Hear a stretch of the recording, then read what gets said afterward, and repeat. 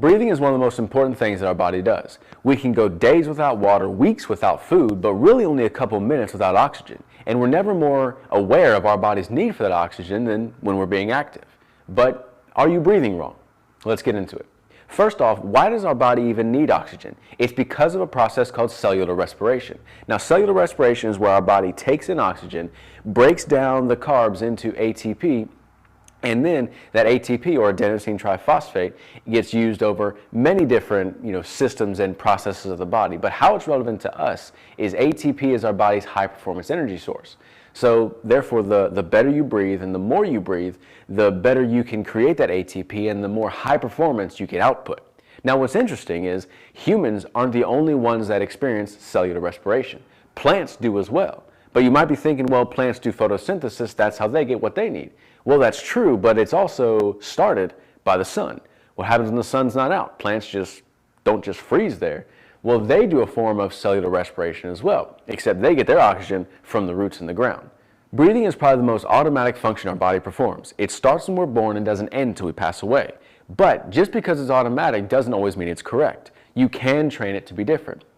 Breathing through our nose is correct for two reasons. Number one, whenever you breathe through your nose, you're breathing in cleaner air than when you're breathing in through your mouth. You have these little hair-like things called cilia in your nose that help filter the air as it comes in.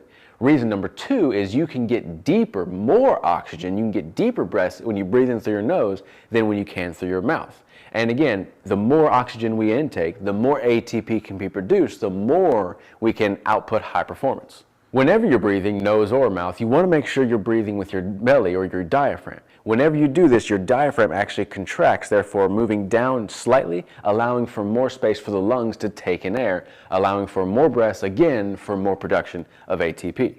So how are we going to do this? Well, here's a quick exercise and done in kind of two phases that you can do at home, and it'll help your breathing, help your exercising, and it'll actually allow you to exercise longer and push fatigue off more because, again, taking in more oxygen, more production of ATP. So what we're going to do is we're going to breathe in through the nose, out through the mouth. And again, we want to breathe with our belly, with our diaphragm, to allow more room for those lungs to be able to take in air.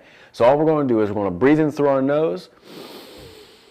You're going to hold it for a few seconds, like 3 seconds, and then out through your mouth. You're going to breathe in through your nose, hold it, and then out through your mouth. And what you're going to do, you're going to do this for about 20 times, in through the nose, hold it for a few seconds, and then out through the mouth.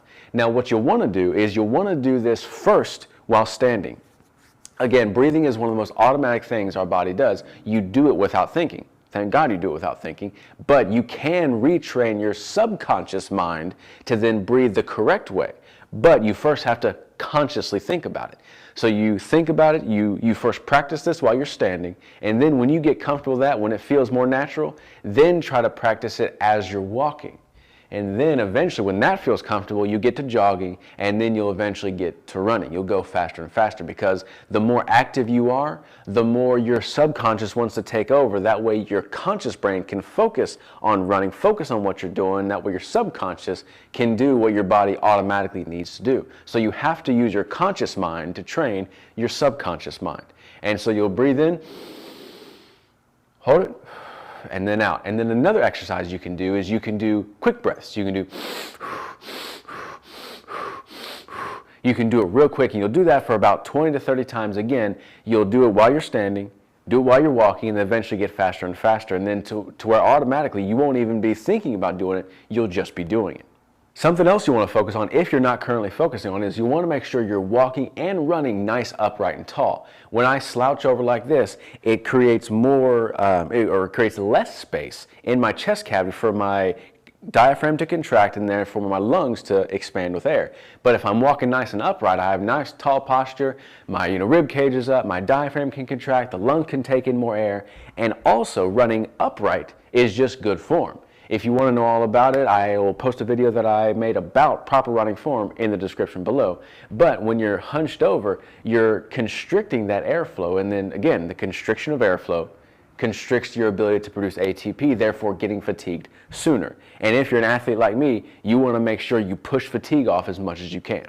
Thank you so much for watching my video. If you want to burn some extra calories right now, hit the like button below. But if it's bulking season, don't hit that like button. You want to hold on to every calorie you can.